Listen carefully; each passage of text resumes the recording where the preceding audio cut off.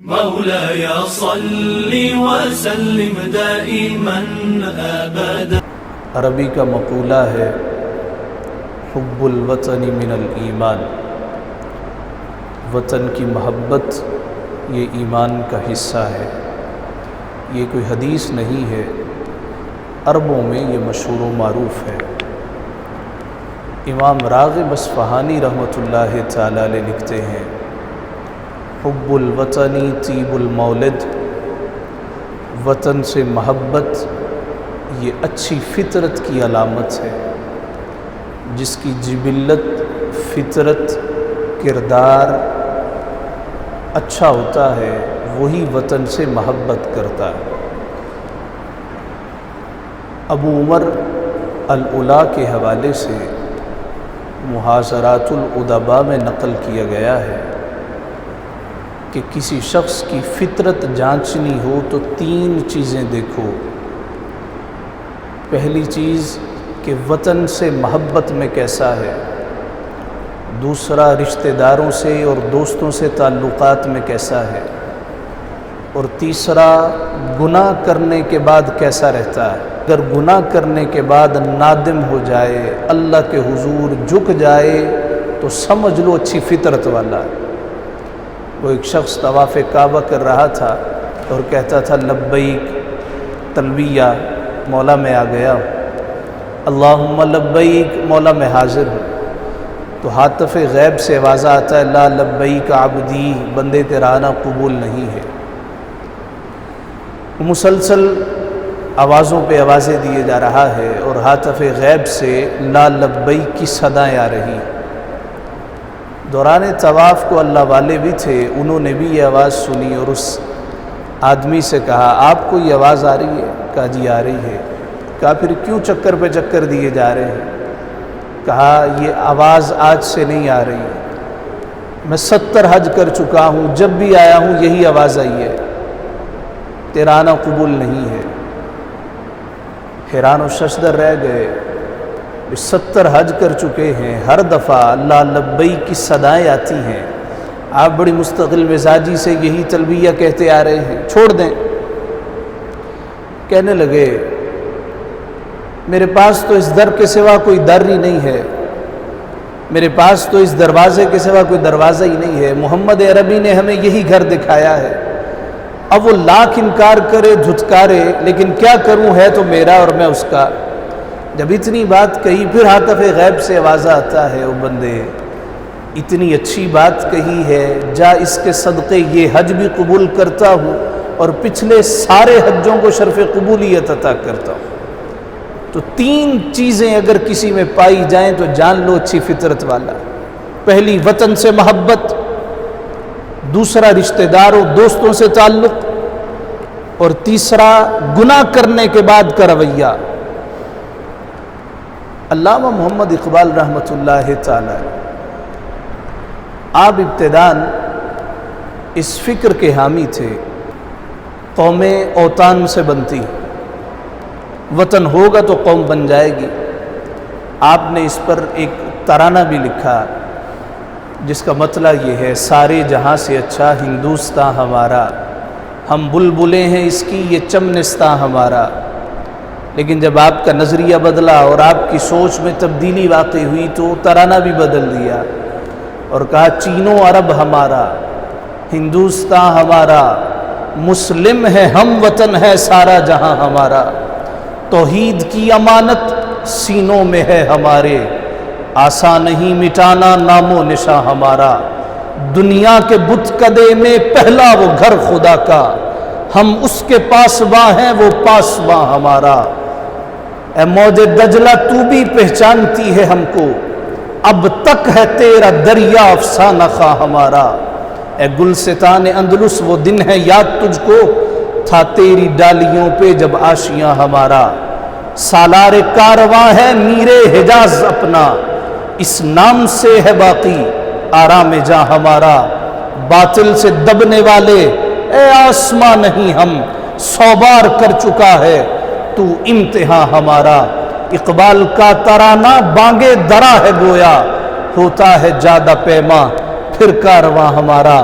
اقبال کی جب یہ سوچ تھی کہ قومیں وطن سے بنتی ہیں، انہوں نے وہ ترانہ لکھا کہ بھئی یہ ہندوستان ہوگا تو قوم بن جائے گی، اور پھر دارالعلوم دیوبند کے ایک جید عالم دین مولانا حسین احمد نے اسی فکر کو ترویج دیا، اسی فکر کی اشاعت کی، تو اقبال کہنے لگے عجم ہنوز نہ داند رموز دی ورنہ ز دیوبند حسین احمد اینچے بول عجبیست سرود بر سر منبر کے ملت از وطن است چے بے خبر ز مقام محمد عربیست بمصطفیٰ برسا خیشرا کے دی ہماؤست گر بہو نہ رسیدی تمام بولہبیست۔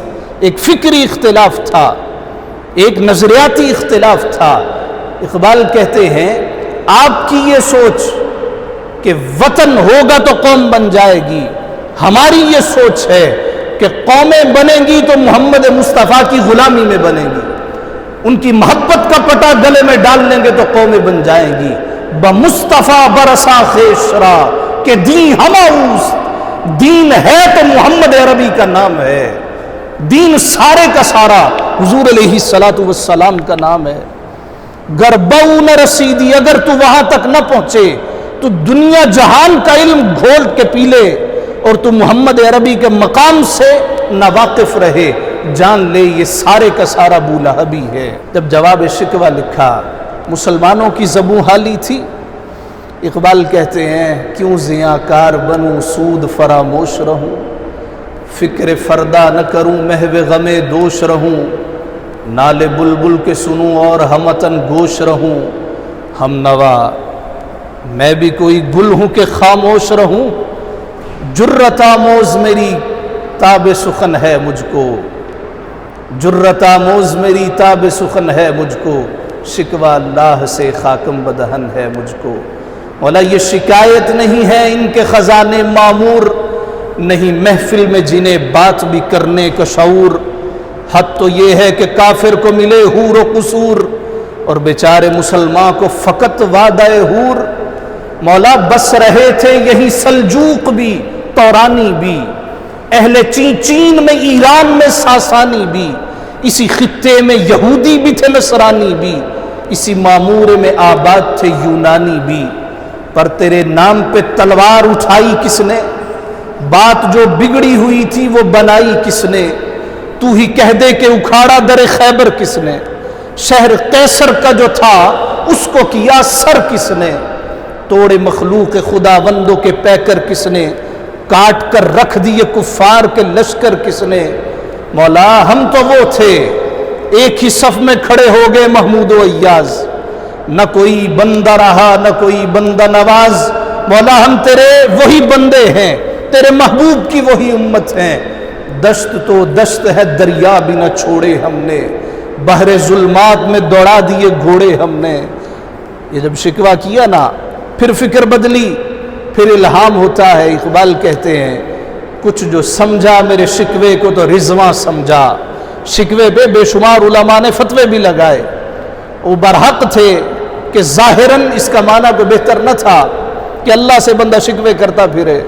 اقبال کہتے ہیں کچھ جو سمجھا میرے شکوے کو تو رضواں سمجھا۔ اور لطف کی بات، سب سے پہلے جس نے اقبال پہ فتویٰ لگایا وہ مسجد وزیر علی خان کے تھے، مولانا دیدار علی شاہ صاحب، انہوں نے اقبال پہ فتویٰ لگایا۔ تو اقبال پھر جواب شکوہ لکھتے ہیں کہ کچھ جو سمجھا میرے شکوے کو تو رضواں سمجھا، مجھ کو جنت سے نکالا ہوا انسان سمجھا، اور کہا اللہ کہتا ہے، الہام ہے، اللہ کہتا ہے تم نے کیا حوروں کی بات کہی ہے کہ ان کو حور و قصور کافروں کو بھی دے دیے، یہ دنیا میں ہی جنت بنا کے بیٹھے ہیں اور مسلمان کھانے کو ترس رہے ہیں، مسلمان دنیا میں زبوں کا شکار ہیں۔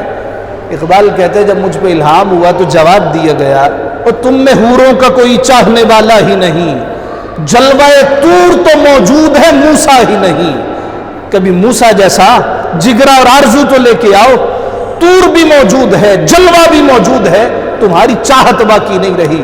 اور کیا کہا ایک ہی صف میں کھڑے ہو گئے محمود و ایاز، کیا کہا دشت تو دشت ہے دریا بھی نہ چھوڑے ہم نے، ارے تھے تو وہ آبا تمہارے ہی مگر تم کیا ہو، ہاتھ پہ ہاتھ درے منتظر فردا ہو، پدرم سلطان بود میرا باپ بادشاہ تھا، میں کیا ہوں؟ میرے فلاں نے بڑی محنت کی ہے تو میں نے کیا کیا ہے؟ میں تو انتظار میں بیٹھا ہوں کہ فرشتہ آئے گا اور مجھے اس گرداب سے نکالے گا۔ پھر جواب شکوہ میں جب کنکلوژن نکالتے، نتیجہ نکالتے ہیں وہ یہ کہ کی محمد سے وفا تو نے تو ہم تیرے ہیں، کی محمد سے وفا تو نے تو ہم تیرے ہیں، یہ جہاں چیز ہے کیا لوح و قلم تیرے ہیں۔ اللہ کہتا ہے قلم بھی تمہارے ہاتھ میں دے دیں گے، اجازت بھی دیں گے، لے اپنی تقدیر خود ہی لکھ لے، اپنی تقدیر بھی خود ہی لکھ لے۔ خدا بندے سے خود پوچھے بتا تیری رضا کیا ہے، لیکن شرط کیا ہے؟ محمد عربی سے وفا کرنی ہے، محمد عربی سے دھوکہ نہیں کرنا۔ اور محمد عربی صلی اللہ علیہ وآلہ وسلم کی ذات بابرکات اس خطے سے محبت کرنے والی ذات ہے۔ حضور علیہ السلام نے حدیث پاک اس خطہ مبارک کی طرف اپنا رخ انور کیا اور فرمایا اے صحابہ مجھے یہاں سے ٹھنڈی ہوا کے جھونکے آ رہے ہیں۔ اقبال نے کہا میرے عرب کو آئی ٹھنڈی ہوا جہاں سے، میرا وطن وہی ہے، میرا وطن وہی ہے۔ یہ محمد کے عاشقوں کا ملک ہے، محمد عربی کے دیوانوں کا ملک ہے، اس لیے محمد عربی کو یہاں سے ٹھنڈی ہوا کے جھونکے آتے تھے۔ فرمایا ٹھنڈی ہوا کے جھونکے آتے ہیں۔ اقبال اسی کی تشریح کرتے ہیں، میرے عرب کو آئی ٹھنڈی ہوا جہاں سے، میرا وطن وہی ہے، میرا وطن وہی۔ یہ پاکستان اللہ کا بہت بڑا انعام ہے، حضور کی نظر عنایت ہے، بزرگوں کا فیضان ہے، ہمارے اسلاف کی قربانیوں کا نتیجہ ہے۔ یہ معمولی ملک نہیں ہے۔ جس نے بھی اس ملک سے دغا کرنے کی کوشش کی، اس سے دھوکہ کرنے کی کوشش کی، اس کا نام و نشان بھی صفحہ ہستی سے مٹا دیا گیا۔ پاکستان کے تیسرے وزیر اعظم کون تھے؟ پاکستان کے چوتھے وزیر اعظم کون تھے؟ آج نام بھی ہمیں یاد نہیں ہے۔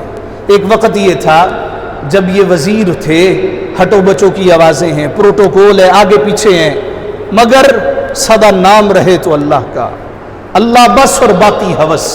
اس ملک کے ساتھ کبھی غداری نہیں کر، اس ملک کے ساتھ دھوکہ نہیں دینا۔ مجھے تعجب ہوتا ہے جب لوگ پان کی پیک تارکول کی سڑک پہ پھینک کے کہتے ہیں پاکستان بڑا گندا ملک ہے، اپنے سارے گھر کا کوڑا کرکٹ باہر نکال کے ساتھ والے دروازے پہ سامنے رکھ کے کہتے ہیں پاکستان بڑا گندا ملک ہے۔ ارے گندا پاکستان نہیں ہے، ہم گندے ہو چکے ہیں۔ ہم کہتے ہیں پاکستان گندا، ہمیں اس طرح یہ گندگی میں ملا تھا، اس طرح کرپشن والا ملا تھا۔ ہمیں تو پاکستان ایسا نہیں دیا گیا تھا۔ جب ہم ایسے ہو گئے، جب لوگ ایسے ہو گئے تو پھر پاکستان کو گالیاں بکنے لگے، پاکستان کو برا بھلا کہنے لگے۔ پاکستان اللہ کا بہت بڑا انعام ہے، اس کے ساتھ کبھی دھوکہ نہیں کرنا۔ ایک ساتھی امریکہ سے مجھے فون کر کے کہتا ہے علامہ صاحب میں نے آپ سے کہا تھا نا کہ یہی سیٹل ہو جاتے ہیں، آپ نے کہا نہیں پاکستان جانا ہے، اب دیکھیں نا دھماکے ہو رہے ہیں، اب دیکھیں نا یہ ہو رہا ہے، اب دیکھیں نا وہ ہو رہا ہے۔ میں نے کہا ہم ہیں نا، برداشت کر رہے ہیں نا، سہ رہے ہیں نا، اور تم وہاں پہ بیٹھے تمہیں کوئی حق نہیں ہے، تم چھوڑ گئے ہو، تم اس ملک کو چھوڑ گئے ہو، لیکن مجھے معلوم ہے رات کی تاریکی میں تم بھی روتے ہو۔ ابا جی فوت ہو جاتے ہیں، جنازے میں شرکت نہیں کر سکتے، والدہ بیمار ہوتی ہے، دیکھنے نہیں آ سکتے۔ یہ میرا ملک ہے، میں برداشت کر رہا ہوں، میں رہ رہا ہوں، میں سہ رہا ہوں۔ کیوں؟ گھر تو آخر اپنا ہے۔ ساتھیو آؤ اس ملک سے محبت کریں، یہ جیسا بھی ہے یہ ہمارا ہے۔ ایسے عالم میں کیا کریں جبکہ ہر طرف کرپشن ہے، ہر طرف برائی ہے۔ کوئی آدمی کہتا ہے جی میں سیدھا رہنا چاہوں تو رہ بھی نہیں سکتا۔ اپنا آپ سیدھا کر لو، اپنا آپ خالص کر لو۔ حضور نے فرمایا تھا طوبی للمخلصین اولئک مصابیح الہدی، جو خالص ہو جاتا، جو بندہ خود اچھا ہو جاتا ہے، حضور نے فرمایا اسے بشارت دے دو اولئک مصابیح الہدی، یہی چراغ ہدایت ہیں۔ وتتجلی عنہم کل فتنۃ ظلما، جب ہر طرف اندھیرے کا راج ہوگا ان لوگوں کے پاس بیٹھ جایا کرو، ہوں گے تو چند لوگ مگر تمہاری زندگی نور سے منور کر دیا کریں گے۔ شکوے ظلمت شب سے تو کہیں بہتر ہے اپنے حصے کی کوئی شمع جلاتے جاتے۔ اللہ تعالی ہمیں عمل کی توفیق عطا فرمائے۔ وآخر دعوانا ان الحمدللہ رب العالمین۔ نماز کے بعد شہدائے پاکستان کے ایصال ثواب کے لیے انشاءاللہ تعالی فاتحہ خوانی ہوگی۔